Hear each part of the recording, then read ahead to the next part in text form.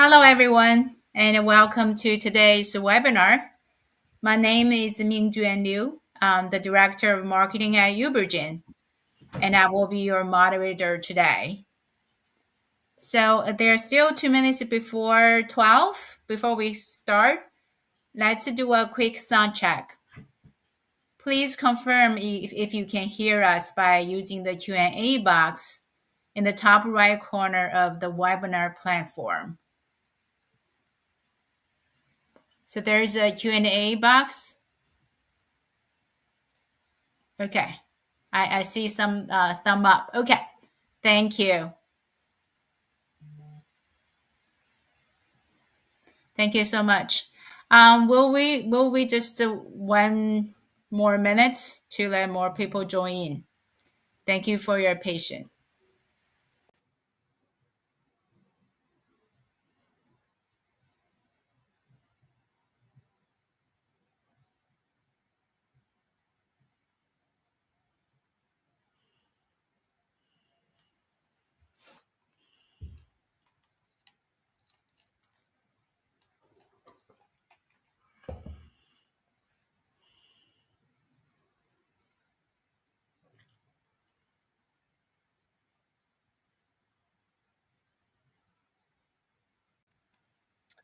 Okay, hello again. Now it's on top of the hour. Welcome to the iPSC Innovation webinar, Unlocking iPSC Innovations, Next Generation Reprogramming, Engineering, and Manufacturing Solutions. This webinar is a part of our series on advanced therapies, development, and manufacturing. We have a couple of webinar sessions previously on CAR-T, LVV, mRNA-LNP, and CRISPR. If you missed those sessions, you can watch the webinar recordings on our website. Before we dive in, I'd like to quickly go over a few logistics shown on the slide. So during the webinar, all attendees will be on mute, but we do encourage you to put in all your questions anytime by using the Q&A box in the top right corner. And then we will hold a Q&A session after presentation to address as many of your questions as possible. So now it's my pleasure to introduce the webinar speaker today, Dr. Scott Patterson. Scott is a PhD-trained molecular cellular biologist, as well as the seasoned business development leader. With over 17 years of experience spanning both research R&D and commercial strategy, Scott has played a key role in advancing therapeutic discovery and development across various modalities, including small molecules, biologics, cell and gene therapies, and genetic medicines. Before joining uBriGene's, Scott held leadership positions at a couple of biotech companies like QIAGEN, Discovery X, Fujifilm, Cellular Dynamics, Synthecal, and Maravai, where he contributed to strategic planning, alliance management, and corporate development. So today, Scott will share insights into next-generation iPSC innovations, covering cutting-edge advancements in reprogramming, engineering, and manufacturing. Hey, Scott, without further ado, I will hand over to you now. Thank you. Thank you, Mingjuan. You're welcome. And thanks, everybody, for taking time out to learn more about our iPSC platforms. So I will hop right into the agenda slide. We've already done introductions. Just a quick introduction to uBriGene's Biosciences in case you're not real familiar with us, and then we'll dive into the slides around our iPSC solutions and leave room at the end for some Q&A. So uBriGene is a global CDMO organization. They started about 10 years ago over in China, Lots of success in Asia. They have now, as you can see on the right-hand side of the slide, 4 GMP manufacturing sites. Cumulative square footage of GMP manufacturing space is around 250 to 300,000 square feet across those sites. And then we also have an innovation center in Nanjing. As you can imagine, as business took off, clients and prospective clients wanted to be able to do U.S. clinical trials. And so they pleaded with the leadership at uBriGene to please open a facility in the States so that it would make it easier for them to work with us to manufacture materials for their U.S. clinical trials. And so that led over here on the North American side of the map to the formation of our first North American company. So this is a Delaware incorporated U.S. company, started in Vancouver. That's still where our business headquarters are located. It's a pretty small team up there of HR, finance, regulatory affairs folks. And then we opened our first GMP site. It wasn't GMP when we opened it, but we opened our first site in the States in Germantown, Maryland, about 25 miles north of DC. Last April is when we signed the lease. We had that facility ready for GMP manufacturing by the end of July, and we started onboarding projects in September and currently have 2 or 3 projects in flight and 3 or 4 proposals under review. So gotten off to a pretty good start here in the States, considering we've only been open for business for 6 or 7 months. And one of the reasons that people are attracted to work for us is a couple reasons that are depicted on this slide. One is we'll meet you where your need is. So we're not just a GMP manufacturing CDMO, although that is our strength. If we work a lot with groups who are in startup mode, seed funded, Series A funded. They don't really have a process developed yet, and we'll do process development, analytical development around any of our GMP manufacturing platforms listed here. And that's another reason why groups like working with us is we have a pretty front to back solution for them, all the way from plasmid to viral vectors to cell therapies to genetic medicines, RNA, CRISPR assets, et cetera.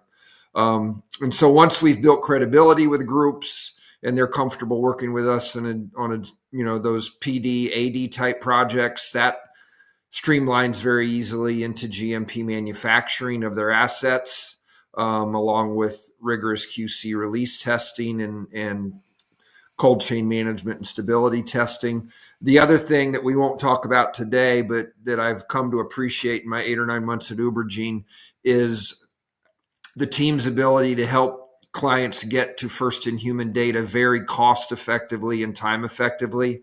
And that's through the coordination of investigator initiated trials over in China. Suffice it to say that, our founding team has a great network over there of clinical CROs, GLP tox CROs, the tier 1 medical centers and the PIs working there, the regulatory agencies. And so we can help clients rapidly and very cost effectively move from promising animal model data, in vitro data, to first in human data. And that can get them to their next round of funding. And we'll probably have a webinar about that at some point, but we can talk more about that if you wish under an NDA. So these are really the hallmarks of what makes uBriGene attractive to our clients. We just have an unrelenting commitment to quality, collaboration, and innovation. And I'm not going to read all of these bullets. We're going to jump into our iPSC platforms, but you guys will have access to these slides. But, in talking internally as well as externally to clients and prospective clients, these are the reasons that they find value in working with us. So these are the platforms. Today, we're going to focus our attention, obviously, on iPSC. iPSC generation, iPSC engineering, as well as iPSC cell banking. Also a big part of a lot of the allogeneic programs we support and iPSC-based programs we support leverage gene editing. And so we'll also introduce, just show a couple teaser slides about our CRISPR-Cas capabilities. I presented a full webinar on that back in December, and you can find that archived webinar on our website if you like. And likewise, you'll find that we'll talk a significant amount about our reprogramming cocktail. That's an RNA-LNP formulated product. And we also did my former colleague, Ken Warrington, did a webinar on that back in September that you can get off our website. But we'll have a couple slides just to let you know about that platform if you weren't familiar with it previously. All right, so uBriGene's iPSC solutions. Typical workflow you'll see from the lower left-hand corner of this slide arcing up to the upper right-hand corner of the slide, from procuring the right cells from patients, to reprogramming, to gene editing, to actual clone screening, isolation and screening, and then banking. So we'll kind of use this slide as a roadmap for the webinar today. But before we jump into that, let's talk about some of the obvious challenges and bottlenecks to the clinical translation of iPSCs. And so that's this slide. The four that I've highlighted here are donor cell access hurdles. So it's a really, if you've never done it before, it's a very complex process with a lot of logistics. And we know that, and we've done that hard work for you and set up FDA compliant sourcing and screening infrastructure in order to make sure that we get the right high quality materials in-house to be able to execute on your project. And we'll have a slide or two on that. Another piece from a technical perspective is genomic instability. So a lot of the historic approaches for reprogramming fibroblasts or PBMCs into iPSCs leveraged viral transduction or transfection approaches that frequently led to integration and genomic instability.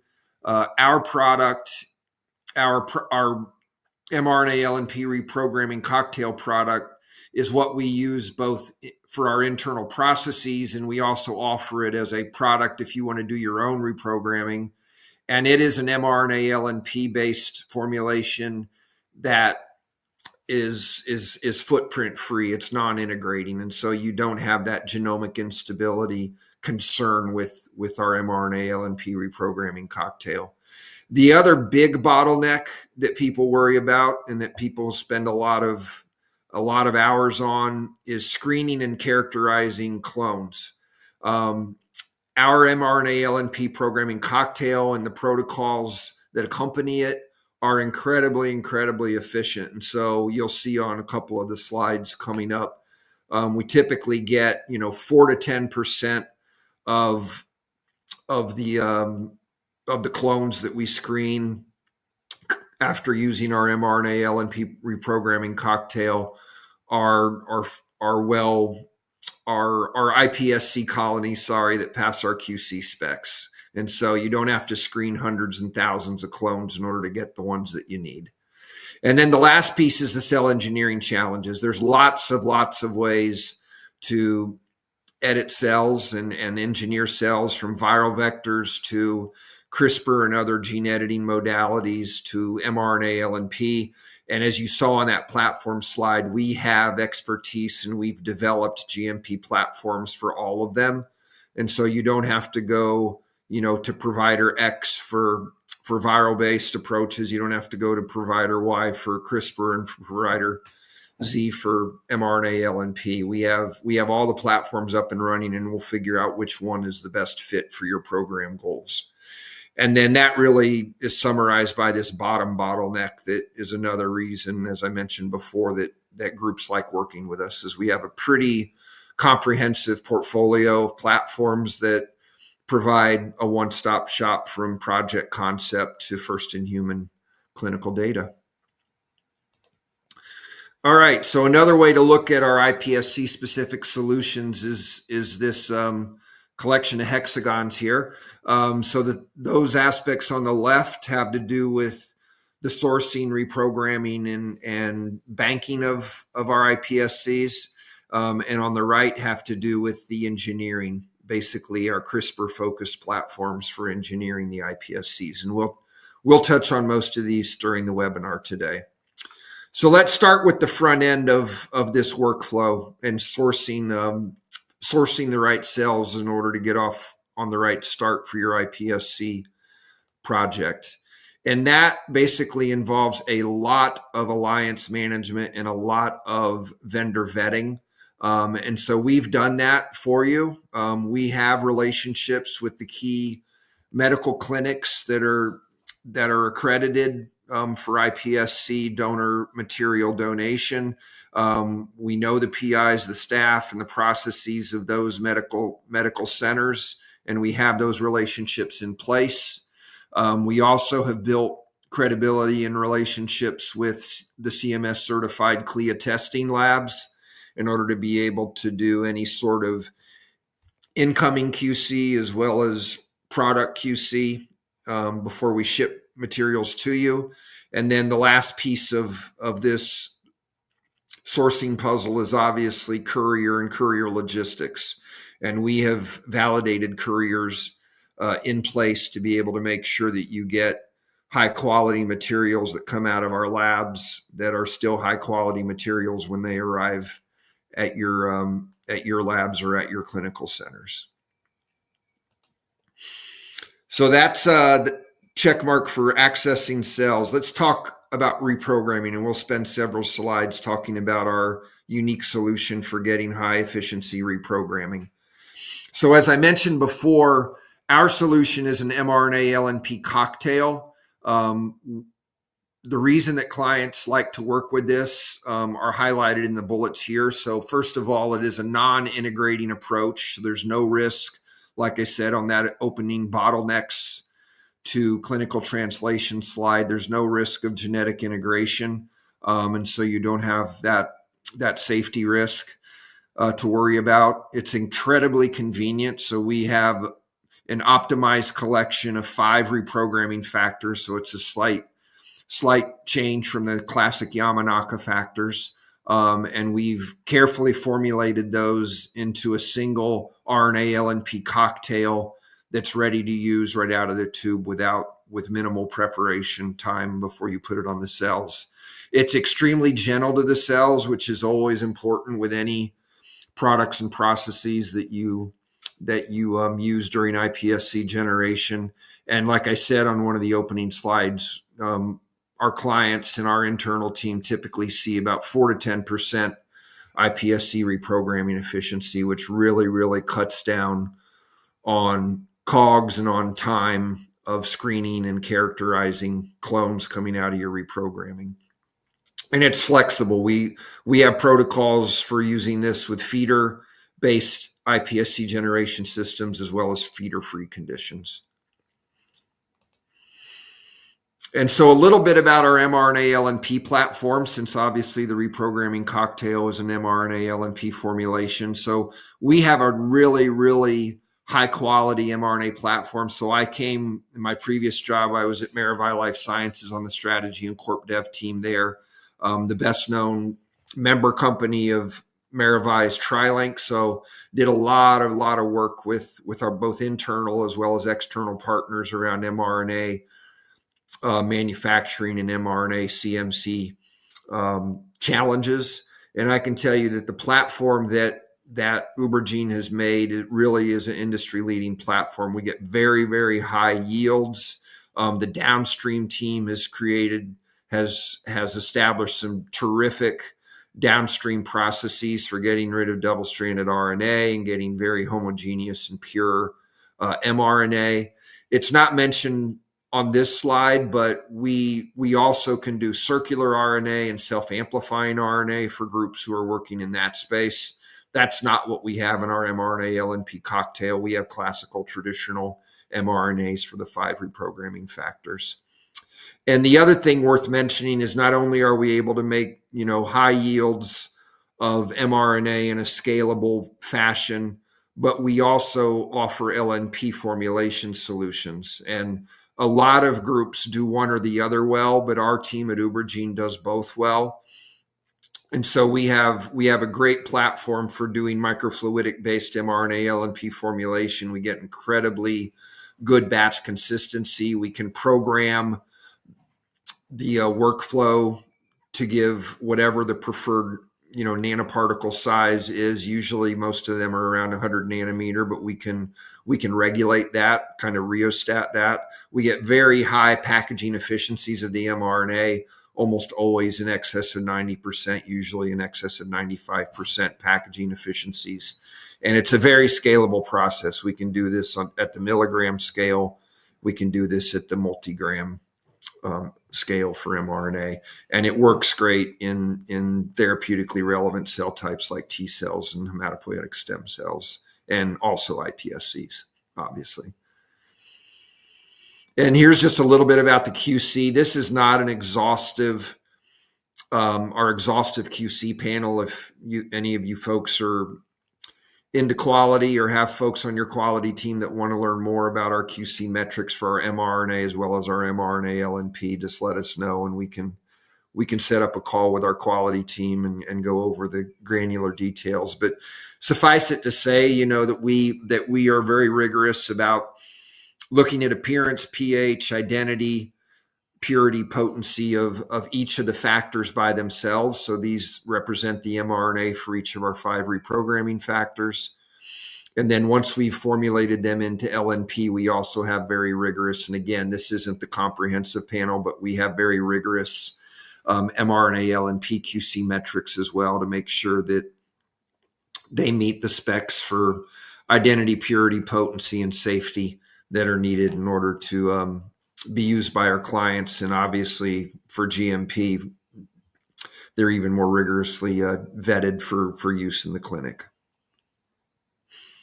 So a little bit about the workflow. There's really nothing incredibly unique other than the reprogramming cocktail that we use. We use classic kind of laminin. Our recommended protocol, and the one that we use internally is laminin coated tissue culture dishes.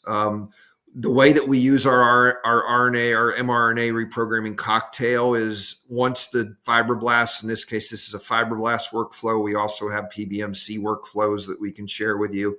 Once the fibroblasts are thawed and seeded, the very next day, you do daily exposures to our mRNA-based reprogramming cocktail for 8 days. And then after that, you typically change the media. Usually around 2 weeks is when you start to see the emergence of colonies, and I'll show you some photomicrographs of those here in a few slides. And we typically have passage 2 clones ready for cryopreservation within a month. So the workflow is not really changed with our cocktail. It's just that you get a whole lot more positive hits when you're ready to start screening these colonies that you've generated and cryopreserved. Like I said, about a 4 to 10% reprogramming efficiency. So here's some of the photomicrographs. Like I said, so we're treating with our mRNA-LNP reprogramming cocktail daily. In the upper half of these figures, we start to see evidence of iPSC-like cells aggregating around 2 weeks, day 13, and typically by day 18 or so is when you start to see iPSC clones that are ready for picking and initial passage. Obviously, we confirm that we have iPSCs by looking at the classic stem cell markers by flow cytometry, and then we also assess pluripotency of the iPSCs by embryoid body formation assays. So you can see the classic markers for that here, and you can see this data on our website as well. So that's help with the procurement of the starting material, our approach to reprogramming. So let's talk a little bit about our platforms for doing gene editing. So as I mentioned when I was going over the platform slide, we have lots of approaches for getting any sort of payload, including, sorry, I didn't get rid of email alerts, including viral-based approaches, which I won't talk about today, but you can see archived webinars on Lenti and AAV on the website. Obviously, I just gave you a snapshot of our mRNA-LNP platform, and you can get a more exhaustive coverage of that on the website, as well as our archived webinar on that from last September. What I am going to talk about just briefly is our RNP approach. since I haven't gone over that yet. And a lot of people aren't familiar with this. RNP stands for ribonucleoprotein particle. So basically what you do is you pre-complex the Cas gene editing nuclease and the guide RNA into that protein, into that ribonucleoprotein particle, and then you introduce that. We typically do it through electroporation, or we can also, we're working out processes to be able to deliver the ribonucleoprotein particle, that gene editing nuclease guide complex with LNP. We don't have that absolutely dialed in yet, but we're working on that as well. The other thing that is unique about our gene editing platform is the way that we manufacture our guides. So we do not use solid state chemistry to manufacture guides like another company that I worked for previously. But we actually leverage in vitro transcription. So obviously we've gotten really, really good at in vitro transcription. And we talked already a little bit about our mRNA platform. And historically, the way that gene editors generated guides was by IVT, but what they found is that they had a lot of problems with scale, with reproducibility, as well as with cytotoxicity. The cytotoxicity issue is largely because of contamination with double-stranded RNA, which turns on the toll receptors and those sorts of innate immune responses that wreak havoc on the cells. Our team has done an amazing job of downstream processes for getting rid of double-stranded RNA in our IVT workflows. And so our RNA preparations, whether it's mRNA or guide RNA, typically contain 0.01, 0.001% or less double-stranded RNA. So that makes this a very, very simple workflow. It looks a lot like an mRNA workflow because it's leveraging in vitro transcription off of a DNA template. We do digestion to get rid of the DNA template, get rid of any RNA polymerase that's still around. We have purification, downstream purification that yields very high purity guide RNA, and then obviously aseptic filling and cryopreservation. I just want to highlight a few of the other benefits of this approach. I already mentioned that we get very low cytotoxicity due to the low double-stranded RNA. It's a very, very scalable process. So one of the big challenges with solid state chemistry based approaches is, in order to make the amounts that you need for clinical trials, you almost are required, you have to, just because you're limited by the equipment, you have to do parallel runs and then pool those runs. And that is just a nightmare for quality teams, for QC teams, and for the regulators. They don't want to see batches. They want to see a single manufacturing run made of the product that's going to go into the patient. The other limitation that this allows us to overcome is size limitations. So typically with solid state chemistry approaches, about 100 nucleotides or so, you start running into issues with yield when you start doing guides greater than 100 nucleotides. And so, we've done guides 200 nucleotides or longer without any problem. Obviously, IVT is used to make multi-kb length mRNA. And so making guide RNA by IVT gets around that challenge of length limitations for guide RNA. And then the last thing I'll say about this process is it is incredibly green. So one of the things that we're seeing when we talk to clients about this process, they're asking, how much organic waste is involved, yada, yada, yada. Do you have this sustainability metric met? Do you have that sustainability metric met?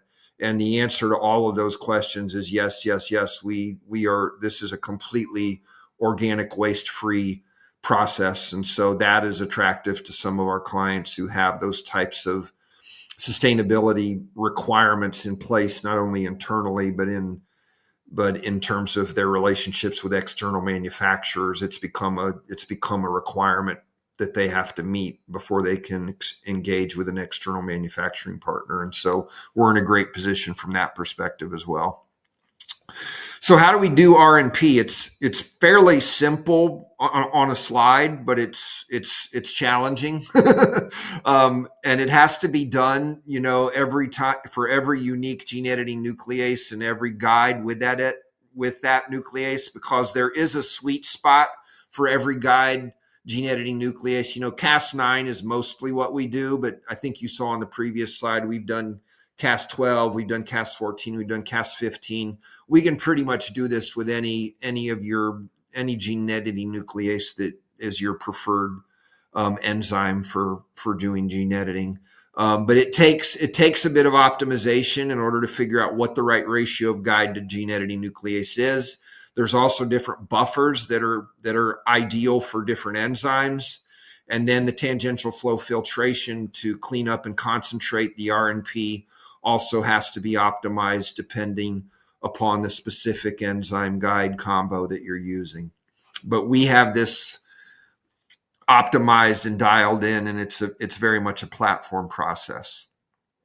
And so what's it look like?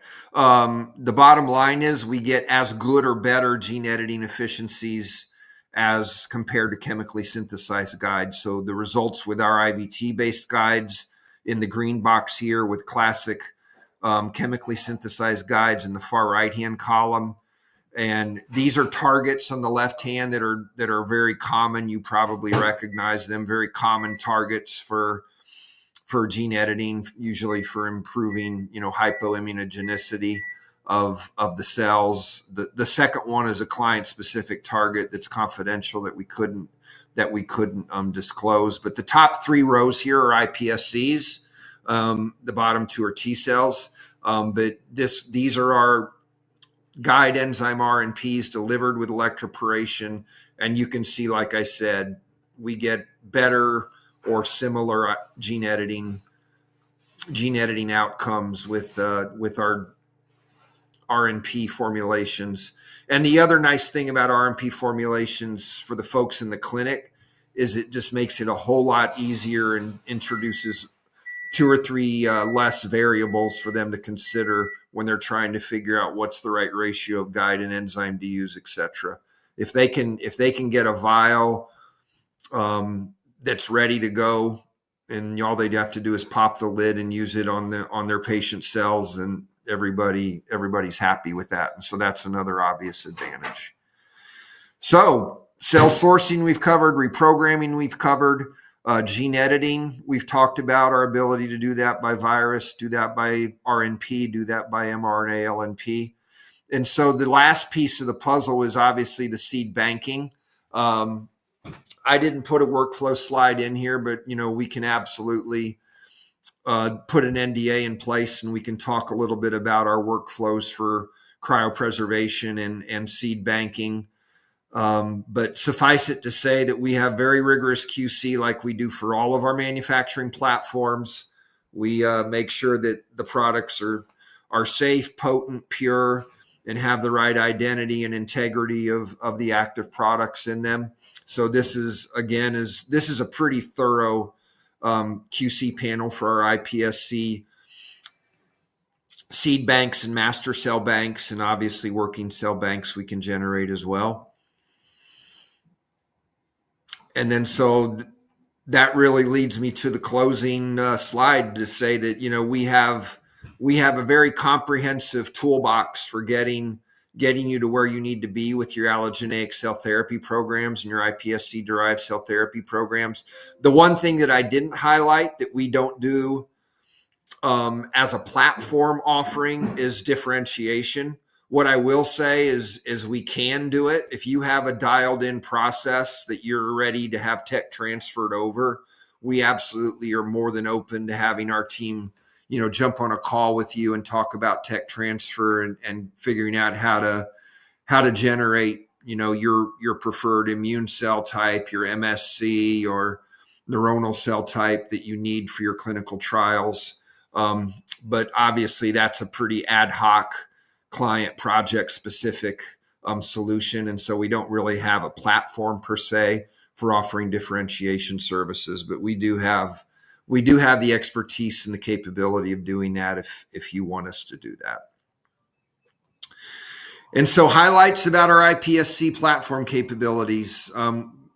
We pretty much have a dialed in robust process for sourcing and screening of patient materials to get the project started. We talked a fair amount about our mRNA-LNP cocktail, about our platform for generating and doing QC on our mRNA-LNP products. It's a very, very easy to use product with no genomic footprint risks. And that is, like I said, is what we would use if you ask us to engage in a CRO or CDMO type project, whether it be non-GMP or GMP. And then we also offer that as a product that you can use for your own lab's iPSC reprogramming efforts. We have many, many approaches for gene editing that I went over, from virus to CRISPR to mRNA-LNP. And then obviously we have very rigorous QC metrics, the vast majority of which we do internally. I'm pretty sure all of the QC metrics that I showed you for our iPSC banks are internal metrics. Sometimes clients come to us and want additional metrics added on. So, things like teratoma formation or things like NGS characterization of, gene edits that took place. We tend to outsource those types of QC analytics. And then the other thing that we just have announced and launched since the start of the year is we are now offering iPSC banks ready for use for either RUO or GMP applications. And you can find out information on our website about that. And Ming-Juan and I would be happy to talk more about that. And we can get an NDA in place to make sure that we pick the exact right iPSC bank that would be of value to you for your program. And I think that is it. So thanks for your attention. I'll turn it back over to Ming-Juan to lead the Q&A session. Thank you so much, Scott, for the very insightful presentation. So now we can answer the questions that you submitted. So one question is the reprogramming product GMP manufactured? Basically, if we have offer GMP grade mRNA-LNP reprogramming. Go ahead, Scott. Yeah, so the answer is yes, and you can see details of that on our website. Looks like Lauren submitted that question. So we can offer our reprogramming cocktail, Lauren, both in a RUO format or in a GMP format. Some groups also, they still prefer to do electroporation as opposed. I'm sorry, need to turn off those alerts. Oh, you're not seeing that now. Never mind. Some people still prefer to do electroporation or transfection-based delivery. And so we also sell our reprogramming mRNAs, so not formulated into LNP. So the answer to the question is yes, we can offer the mRNA in either an RUO or GMP format. And we can also offer the mRNA-LNP cocktail in an RUO or GMP format. Thank you, Scott. The other question, I think also lots of people are interested, since we have shown the fibroblast reprogramming efficiency is 4 to 10%, which is 10 times higher than the benchmark. So a lot of people are interested in how about the PBMC? Sure. What's the efficiency of reprogramming efficiency using PBMC? Yeah, no, it's a great question, and everybody on this webinar probably knows that getting iPSCs out of PBMCs is more challenging than reprogramming from fibroblasts. So I don't have an exact range. It's usually tenfold or so lower than what we see with fibroblasts. We also have an added product, and it's available on our website as a product for those who are doing reprogramming in their own labs. We call it an enhancer that we use in order to get a higher success rate with PBMCs. But we do have protocols established, and we do have a terrific team that is constantly working on making PBMC iPSC reprogramming easier for our clients and for our internal projects. And so we absolutely could refer you to the website. Looks like Lauren again. And also we can get an NDA in place and talk more granular details about our approach and our strategy for getting high efficiency or higher efficiency PBMC reprogramming. Thank you, Scott. If you have more questions, you can keep submitting. We have more questions here. Okay, one question is, if they can use the research-grade mRNA-LNP reprogram kit for commercial use, basically if they can create iPSC lines, they can sell it commercially, and also provide iPSC differentiation services as well. Yeah, no, it's a great question. And the answer is yes. So, we do have licensing associated with groups who want to use, our banks to go into the clinic, and we would have a lot, we would execute a license and have terms and conditions around that for clinical applications. But for groups who are want to use our banks or want to use our reprogramming cocktail for research purposes, even for revenue generating, CRO projects and the generation of differentiated products, we're not going to charge any sort of a reach through or any sort of a royalty or any mucky licensing headaches for you. So as long as you're not making something that's going to go into a patient, we're not going to be chasing you for any sort of royalties or milestone payments or anything like that. Thank you, Scott. I think that will help a lot of academic researchers, core facilities. Yes, that's a great offer. So one more question is, do you offer lipids for use in LNP formation process development?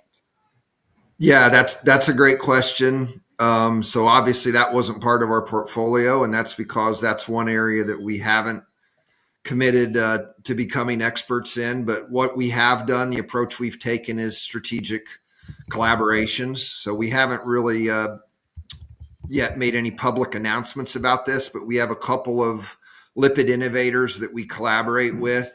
And if we get an NDA in place with you and you want to learn, do we have access to lipids that can provide targeting to this tissue or that tissue or have this property or that property, we can work with you and our lipid expert collaborators to be able to figure out what's the right solution for your program. Thank you, Scott. That's all the questions I have. So if the audience doesn't have any more question, then we are closing up. Thank you, Scott, for answering all those questions. Really appreciate that. As I mentioned earlier, we host a series of advanced therapy webinars on a monthly basis. Please keep an eye on your inbox for information about the next session. Thank you, Scott, again, for a great and informative webinar. And thank you to everyone for attending today's webinar. We really appreciate your time and engagement. Absolutely. Yeah. Ming-Juan, there was one question about cost of licensing, and I'll just say that let's get an NDA in place and we can absolutely discuss that. Absolutely, yes. So if you have any questions or needs, feel free to email us or call us. And by saying this, have a great rest of your day. And we look forward to seeing you at our future webinars. Thank you so much. Thanks, everybody. Bye-bye.